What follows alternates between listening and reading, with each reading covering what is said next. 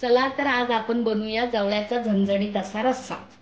जवळ्याचा रस्सा बनवण्यासाठी आपल्याला लागणार आहे जवळा, कांदा, कैरी, हिरवी मिरची, लसूण, टोमॅटो आणि ह्या शेकटाच्या शेंगा आणि सालेसकट बटाटा घेतलाय।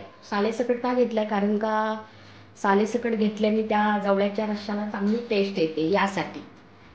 जवळ्याचा रस्सा बनवण्यासाठी आता मी तेल गरम करत ठेवलेलं आहे। आता चांगल्यापैकी तेल गरम झालंय, त्याच्यात आपण लसूण टाकणार। लसूणच्या नंतर हिरवी मिरची, लसूण थोडासा लाल झाल्याच्या नंतर त्याच्यामध्ये कांदा टाकणार।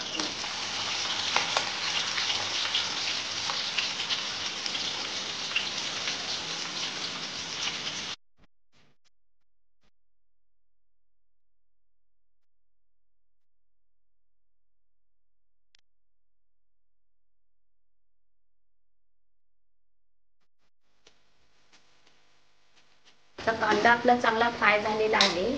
मग त्याच्यात आपण ऍड करूया टोमॅटो।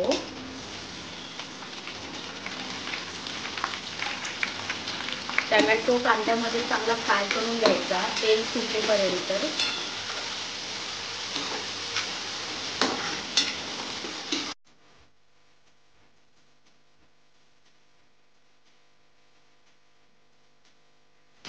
आता टोमॅटो चांगला फ्राय झालेला आहे।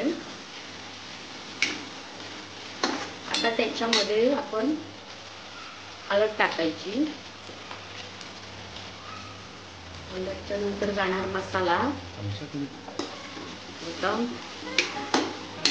मसाला चांगला कांद्यामध्ये परतून घ्यायचा।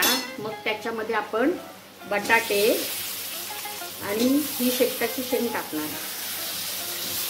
ते थोडंसं फ्राय करून घ्यायचं कारण का बटाटा ना लवकर शिजत नाही ना, म्हणून तो थोडासा पहिल्यांदा फ्राय करून घ्यायचा तेलामध्ये। नंतर आपण त्याच्यामध्ये हा जवळा 2-3 पाण्याने स्वच्छ धुवून ठेवलाय, तो आता मी त्याच्यामध्ये टाकते।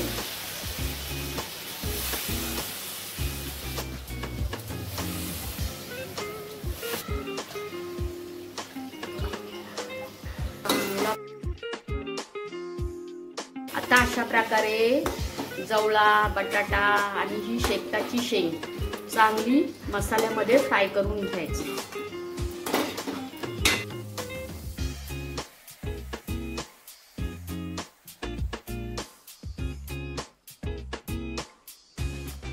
आणि मग त्याच्यामध्ये आपण पाणी ऍड करायचं, पण पाणी केवढं ठेवायचं ते आपल्यावर।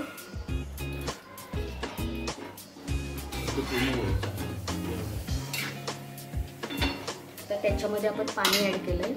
आता जवळा शिजवून द्यायचा। तर त्याच्यावर मी झाकण ठेवलंय, झाकणावर थोडंसं पाणी ठेवायचं।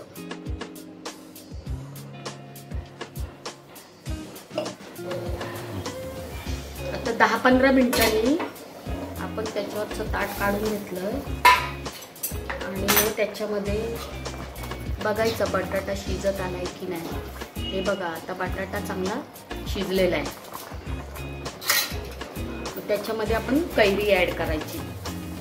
आता कैरीची सीजन आहे म्हणून मी कैरी टाकली आहे, नाहीतर तुम्ही कैरीचा सीजन नसला तर तुम्ही कोकम टाकू शकता, आंबोशी टाकू शकता, पण कैरीने जास्त छान टेस्ट येते। आंबोशीने पण येते, पण आता कैरीचं सीजन आहे म्हणून मी कैरी टाकली आहे। आता मी त्याच्यामध्ये मीठ ऍड करते चवीनुसार। आता मी त्याच्यामध्ये 1 चमचा तांदळाचं पीठ ऍड करते। तांदळाचं पीठ ऍड करण्याने काय होतं की जवळ्याच्या रस्स्याला जो जाडसरपणा येतो ना तो येतो।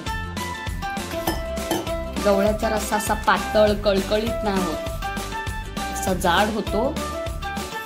जास्त पण टाकायचं नाही, 1च चमचा टाकायचं, नाहीतर तुम्ही जास्त जर ते पीठ ऍड केलं ना 2-3 चमचे म्हणा तर ते असं पिठल्यासारखं होऊन जाईल। त्यामुळे फक्त 1 चमचा ऍड करायचा, जास्त नाही करायचं। आणि 5 मिनिटं शिजवून द्यायचं चांगलं, कारण का आपण आता त्याच्यामध्ये पीठ ऍड केलंय ना। यामध्ये चांगलं 5 मिनिटं उकली येऊन द्यायचं. हे बघा, आता बटाटा, शेकटाची शेंग, कैरी छानपैकी शिजलेली आहे आणि आपला जवळ्याचा रस्सा मस्तपैकी झणझणीत तयार झालेला आहे. मी काय बोलते, एकदा तुम्ही पीठ लावून जवळ्याचा रस्सा करून बघा, तुम्हाला खूप आवडेल. अशा प्रकारे हरभूरची डिश रेडी. तांदळाची भाकरी, जवळ्याचा रस्सा आणि अंड्याचा पोळा.